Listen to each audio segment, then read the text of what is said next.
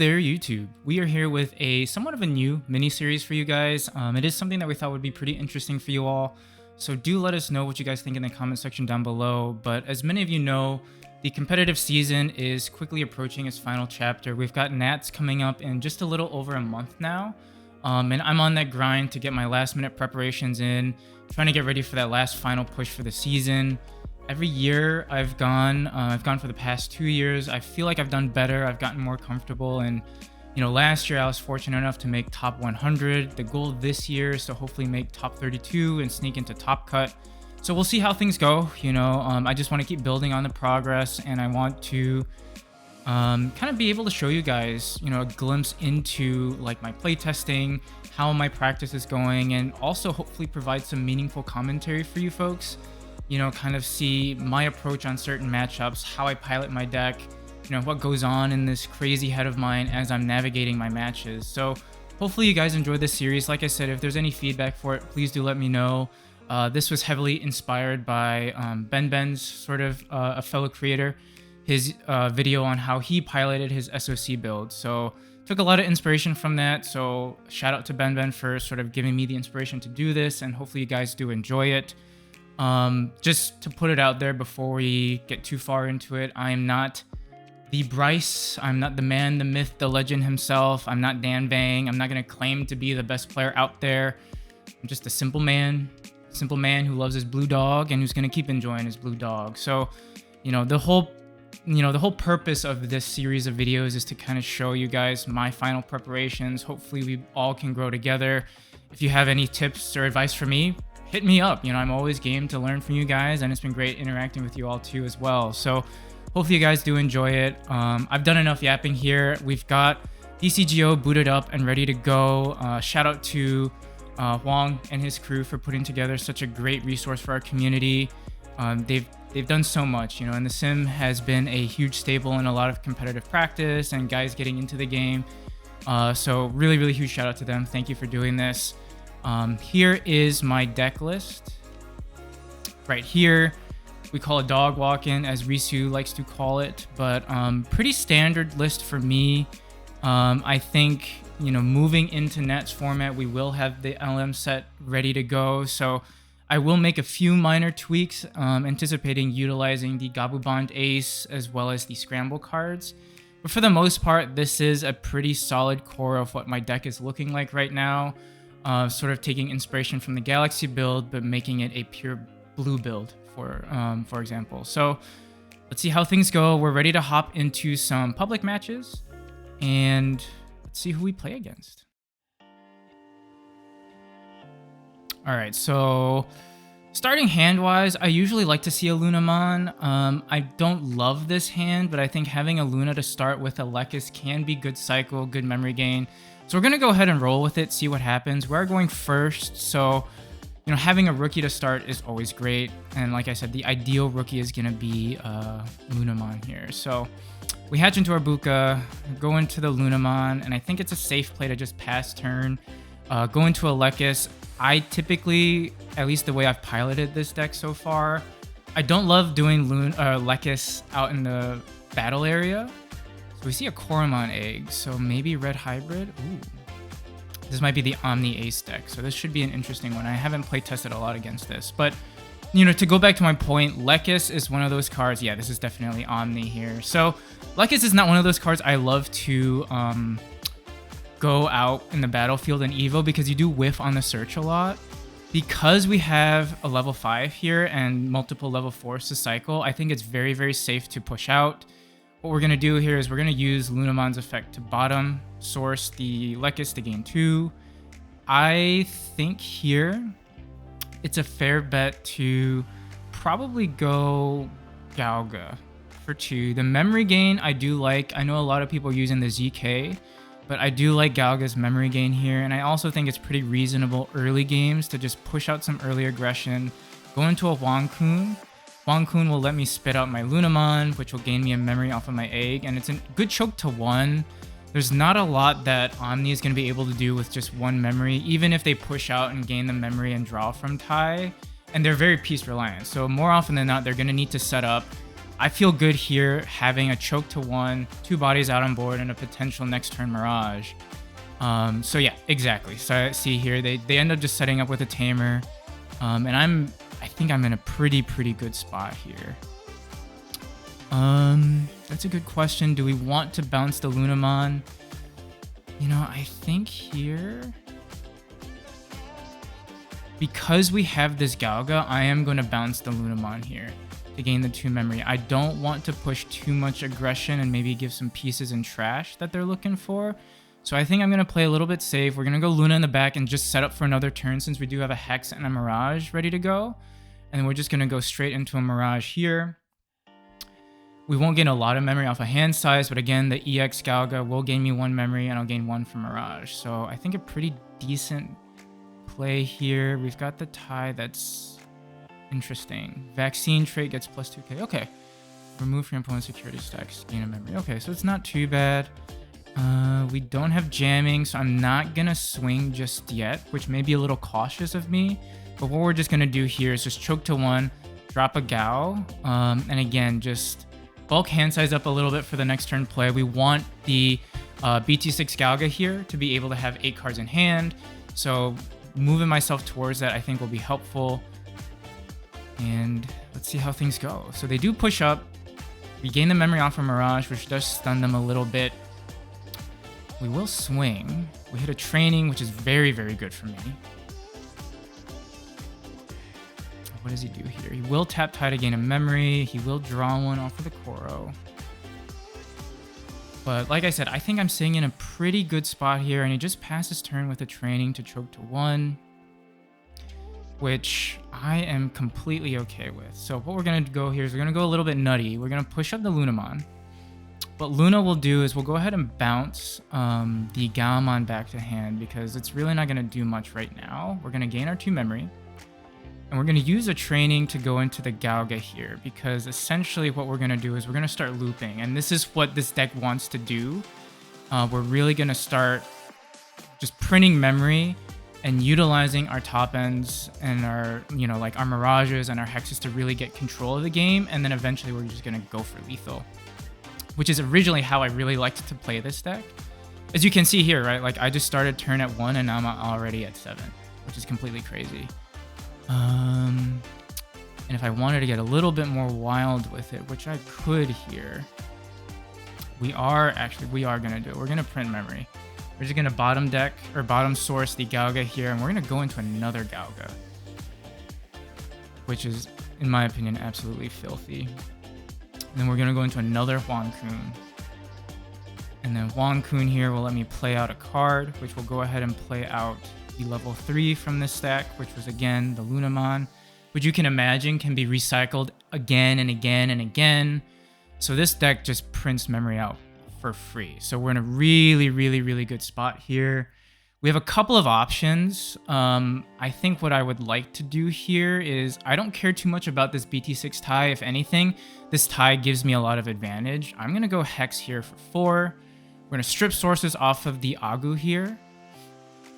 We're going to go ahead and bottom deck the other tie, which will gain him memory, just to kind of get rid of some of his resources.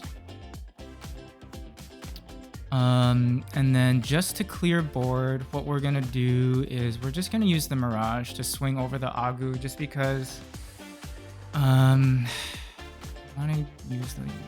Yeah, we're going to use the effect of Huang Kun to keep the... tuck this guy underneath. To restand the Mirage, just get rid of the body, and we're gonna go ahead here, swing, checks,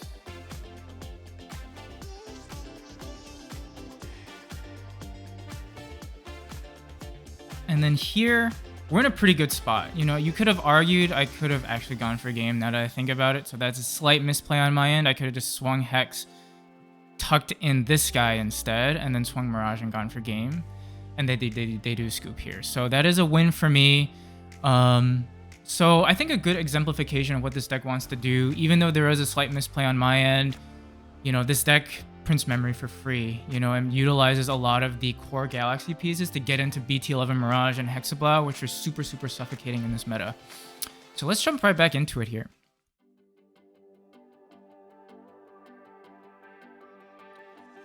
All right, so next round here is gonna be against, looks like R070 or R070. So similar to what I said in the last round, right? You do want to start off with a Lunamon for sure. That's sort of like your ideal rookie. This is a really good hand in my opinion, so I'm gonna keep this.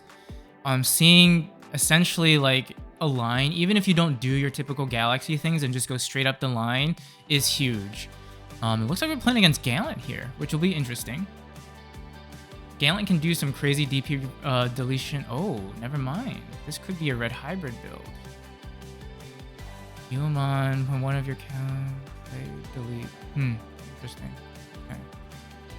Okay. So we do have 4 memory to work with here, which is pretty good. We're just gonna go Luna. Let's go Lekis. This is really good setup here. We're gonna drop a training. We can pick up. I honestly just pick up Madoki. And then I don't think it hurts to just drop the Madoki here. You could make a case to say get the draw Gao and just draw cards, but if they're playing red hybrid or Gallant, sometimes they're missing pieces. I don't want to give them something, so I think Madoki, just to like force them to deal with it, I think. Oh, okay. Forced to delete it. So there, they dealt with it. Rumblemon. This is a spicy red hybrid build. And we go Takuya, sorry. Okay. So, I mean, I think arguably we're in a pretty good spot here. We're definitely okay to push up. We will use the Lunamon start of or like once per turn, or like, yeah, the cycle effect to gain 2 memory. We're free to go into a training to go into the BT16 Galga, which is really good here. You give your stack jamming. You give them a draw. We don't gain the memory here, which is fine. I'm okay with that. And we could do a couple of things here. We could go into a Cresse, stun this, and then drop this for 4. Still keep turn with the Mirage and call it a day. I don't know if that's quite as beneficial for me, just because you kind of lose your sort of Cresses down the line, because this guy's getting bounced regardless if you go into Mirage. So I think what we'll do is we will just go. I don't really see the benefit in doing Cresse here. I'm gonna be quite honest. I think it's okay to just do Huangpun for 3. Yeah, I think it's okay to do Huangpun here because we'll do this. We'll go ahead and play out the. I guess we won't play it out. But what we'll do is we'll just go ahead and go into a Hex here. I think Hex is a good call because hybrids, of course, love their tamers. You strip your sources here, and then you can go ahead and bottom deck. What I'm going to do is I'm going to bottom deck the memory tamer. Get that out of there.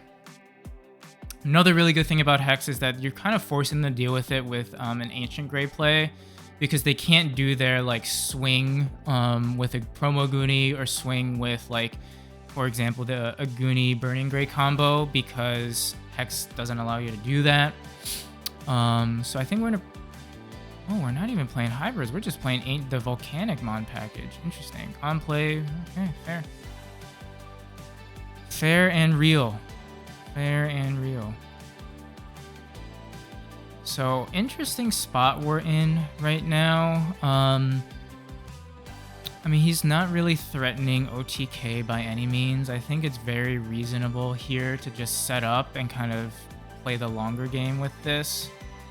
Yeah, I think here we just play out the trainings, we play out our boosts, you know, we take care of all this. Yeah, we pick up another training here. I am totally okay with all of this. And we can definitely memory choke as well with the not having Digimon out on board against this guy. Like, I think we're in a very good spot. So we're just gonna drop the Coinsio here. Give ourselves guaranteed memory next turn. He's not able to gain memory since we don't have anything out on board, and we just kind of stunt their plays a little bit. Interesting. This is like your non-traditional red hybrid. It's pretty cool. So there's a Luna. But we will go ahead and push out here. We will use the first training. Could go into Lekis. Again, I don't love digivolving into Lekis out in the field, but we don't have much of an option here. We will go ahead and pick up one. I think we pick up another Lekis to give ourselves the potential like loop with this Lunamon that we have over here. Now the question is going to become, do we tap Coinsio to kind of cycle and make our Cresse free? That's sort of the big question here. Or not free, but reduced by 1. That is a big question. But I think what we're gonna do instead is we can do it this way, because we do have, yeah. What we're gonna do instead is we're going to crack the training here to go into Huang Kun. I will not misclick this time, and we will play out one of our Digimon, which will be the Lunamon here, or the Gaomon, sorry. They'll bulk our hand size up a little bit, gain a memory, and this is going to be huge because we will put them to 7. And then what we can do is a couple of things. We can go into this guy, which is what we're going to do. I want to show this to you guys. This is a pretty nasty play that Galaxy is capable of. We're going to go into the Galga here. What Galga's going to do is we're going to draw a card. They're going to be forced to draw a card, gaining me a memory. And then the Gao also forces them to, give me a memory as well. We're going to suspend the Coinsio here to cycle, which will then allow my Huang Kun to digivolve into Mirage over here for free. So I essentially get free value, like a free Evo off of that. I'll bounce their top card, gain 2, and I'm kind of set up to do some crazy plays once again. We can do a couple of things. I think it's fair here to, honestly, you could even make the case to just go into a second Mirage and punish anything that happens. Volcanomon, I believe, you may return. Yeah, so I mean, they really doesn't do much outside of just be a big 12k beater. They will gain memory off of the Takuya, but I think if you're able to set up a second Mirage, you go ahead and do that, or, oh, even better.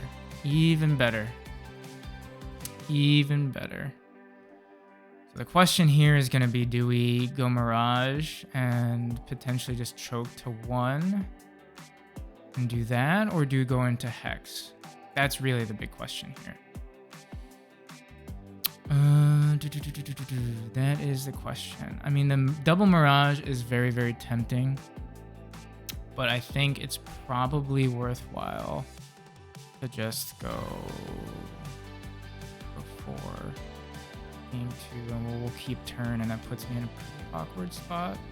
So I'm just gonna go ahead and go Hex here for 4.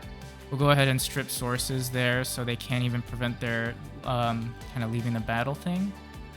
And we'll go ahead and bottom deck their Tamer. So I think at this point, Hex also gives me very good aggression because it has 2 checks, it has jamming. I'm going to be guaranteed 3 memory next turn, which will allow me to play the Gao for free, essentially off of Mirage. And I'll be able to tuck it underneath to restand for potentially 4 checks jamming and then swing with Mirage next turn for game.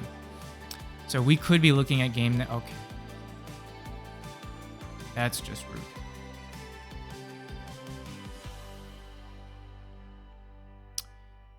Never mind. Interesting. So we're forced to kind of start from square 1 again. That's unfortunate, but okay. That is fine. I gotta, you know what? Respect. I respect that because honestly, man, kudos to you. Fair enough. Being able to out my guys like that is not bad. I will not. I don't have anything bad to say about that. I mean, being able to put yourself in that situation, pretty darn good. We won't give him any more memory than we need to. We're gonna just pick up another Mirage because why not? And then we'll bottom deck these guys. So the double Coinsio is going to be pretty interesting. I ideally would have a Huang Kun out on the board, if possible, just because I would like to get that Luna recycled. But let's see what happens. He goes ahead and swings, which is fair. He keeps the other guy in the back. That's really good for me. And let's see where we go. And he plays a training just to choke. Or try to choke. So we do see a Suzy ace that does go away, which I don't have to worry about at least. But it does put that on my radar that he could be running a Susano ace. Granted, Susano's not going to do a whole lot because he doesn't have a lot of different colors, which I think is helpful for me. So we'll go ahead and push up. We will go ahead and do the Lunamon effect to go ahead and tuck underneath. And then I think to bulk hand size up a little bit, what we can do is a couple of things here. We still don't see a Wankun, but we'll just go ahead and crack this training here to Digivolve the Luna into this Gauga. We want our stacks to have jamming. Still no Wankun. We have 8 cards in deck, so we do have to be a little bit careful here. And I do want to keep these guys for a potential burst mode play, and I think that is going to be my win con right now, is to go into burst mode and just go for game here. So we're not going to mess around. I think we're going to just go straight into it here. So what we'll do is we do have a Cresse. We don't have another level 5. So that is a little bit tricky. So if we go Cresse, go Mirage, I still think that gives us enough memory to just go. Question is, do we risk a Lekis? I think that's still okay. Because we still keep that. We still have one Coinsio, yeah. So I think what we'll do is we will go ahead and use one Coinsio here. So go ahead and bottom deck, or bottom source. I keep saying bottom deck, but bottom source. We'll go into a Lekis here. The hope is that, okay, well there's a Wankun, which is pretty good. So I think we have a couple of options here now. We could Wankun, and that gives us a way to theoretically restand. And I think that might be the game plan. So what we'll do is we'll just go into the Cresse for 1, another Cresse. We'll do that. And then what we'll do is we'll tap this Coinsio here, and then go into the Wankun for free. Wankun's effect. So we're gonna deck ourselves out, so we're gonna bank on being able to win now, which is what you have to do in this scenario. And we have plenty of memory to work around with to do that. I'm not that worried about that right now. So we will go Mirage here for 4. Excellent. So we'll do that.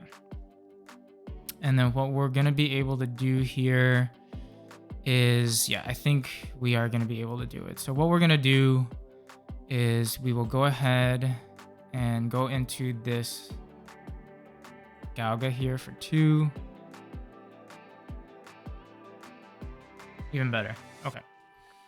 So we're going to just preemptively do all this.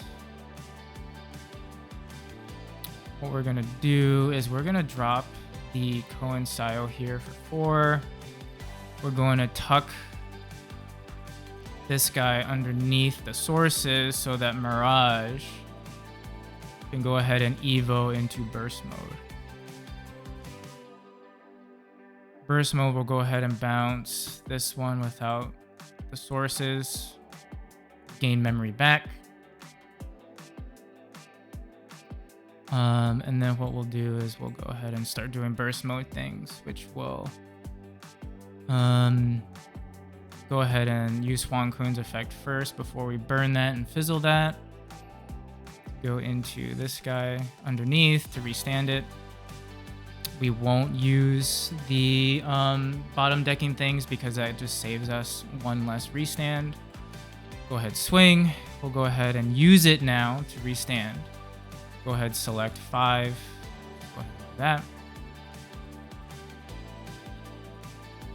Well, let me read that. We'll play out this guy to let us both draw a card, putting him back to 9. So give me one more swing, which is going to be enough. Go ahead and swing one last time for game.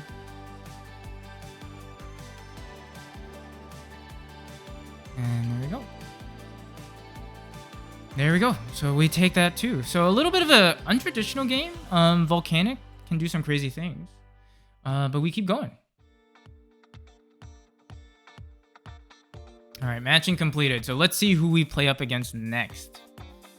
We are going first, and I think this is an excellent hand here. You see a Lunamon, you see your jamming Galgamon, you have a boost for potential search, and you have a Mirage. So I think this is a very, very good hand, whether you're going first or second. So we're definitely going to keep this. Let's see. So we're starting turn here. Go ahead and hatch. Go into our Luna. And I think here, it's very safe to go into the Lekis. Like I said, I don't love going out Lekis like to search because you often whiff. Excellent. We see a Crescimon here, which is beautiful. And we're going, this is a GG. So, yep, looks like it's a red hybrid deck, which is a good matchup to have on. Oh, this is Susano. Never mind. Interesting, interesting. I think here, you know, we're in a spot where I'm not in a rush right now. Susano takes a little bit of time to set up, so I'm actually going to stay in the back here. Zoe's not going to give any memory gain. It really just gives draw power, so I think here it's a fair bet just to play out a boost, look for some more pieces. I think picking up the burst mode here is... do we want Paladin? Burst mode will push for more aggression. I think Paladin will be nice to just take away trash, which can be pretty nasty against Susano. So I say we pick up... burst mode, just because they do draw a lot. Let's see how that goes, and then we'll bottom deck the rest. But like I said, I think it's fair here right now just to set up. You're not in a rush because this deck, like I said, takes some time to set up. You don't care if they poke you a little bit. Looks like they're even going to stay in the back. And they're going to just pitch a card from Zoe to draw one, picking up a Corey. And we drop a BT7 to Kuya. Okay. So we have a couple of options here. If we want to push up, we can. If we want to just be a little patient, we also can do that. At this point, I do like pushing the stack out and just being a little bit more aggressive going into Mirage, just because that would kind of take away their Zoe play, and that really forces them to not want to do that. So we're gonna go into the Galga here for 2. We won't gain the memory, which is fine. Since we do have a boost, I don't care as much about that. Could go ahead 3, 4, and then we would gain the 1.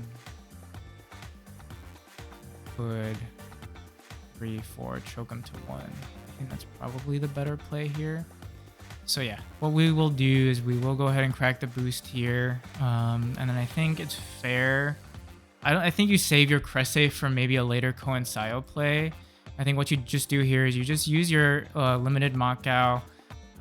When they get to that point of maybe pushing a little bit more aggression, once they get to 8 next turn, you can go ahead and do that. You have jamming, so you'll get 2 checks in and kind of put them on a little bit of a timer here. Like I said, Mirage choke to 1 will kind of really cut their Zoe plays out, which really nullifies her. Can't set up their trash as much, and BT7 to Kuya, while is really good for the aggression, does make it rough because there's no memory gain off of it, remember. So they do discard to draw and then pass turn. Okay. So we're free to set up once again. We'll just go ahead and Digivolve into the beta. I think here it's fine to just swing. You have 8 now, so we'll restand, and then I think it's also fair just to go ahead and swing again. Doesn't hurt to get that extra aggression in. Yes, we give them hybrids and trash, but that's okay for me because we have this play right here, which again just chokes them down to 1. Just pick them another training. and potentially do it again. Because I think another reason they're not pushing up is that if they do just poke with this Flame Mon, it's the GG though. So I mean, I don't see why they're not pushing this up. But they do have to be wary of Zoe. So it looks like they are a little careful with it this time around. But I am forcing them to deal with it, because if they don't, I could just go for lethal next turn with Mirage and my Betamon out on board. So they really need to do something or establish a blocker or something right now.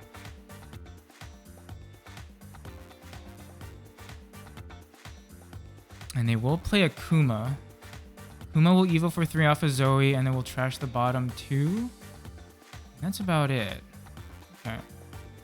So we'll go ahead and push the Betamon up. I still have jamming, and I'm still going to restand. So I'm not that afraid right now. If I'm going to be honest with you, I think I could play this out without getting... Because Crimson is still a thing. I mean, I swing with Beta, and I have game. I do have to be wary of any potential aces, but at this point in time, I think I'm still fine. But I think for practice sake, we are going to go through the motions here. So we will go ahead and go Galga. We will gain a lot of memory. And we can do a pretty nasty play here, because we do have enough memory for it just to be extra safe. We're going to drop the Coinsio effect.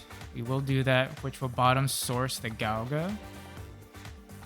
And then we're going to go straight into the burst mode here, which will then bounce the Kuma. We'll get rid of any sort of potential threats here just in case. Like I said, we'll go ahead and swing Beta. No Crimson, which is fine. We do have jamming, ironically enough, from the Galgamon that was bottom sourced, and then we'll go ahead and just do burst mode things. We don't even need to do burst mode things. We just restand off of Makao. Ooh, okay. I can play out a Tamer, which I don't think really stops me right now. And then we're allowed to go for game. All right. Hopefully a good, like I said, a good example of how this deck wants to run. Let me pull up my list once again for you guys. But yeah, like I said, hopefully it's something that, you know, you guys maybe are inspired to tinker with. Let me know. Like I said earlier, just give me any suggestions you have for this video series. It is something that I'm having fun doing. Shout out once again to Huang and his team for this great sim that we have put out here. It makes it really, really easy for me to do stuff like this for you guys. So thank you all for tuning in. If you're liking the content, please do consider hitting that like and subscribe button. It would be much, much appreciated. And hopefully we catch you on that next video. Bye-bye.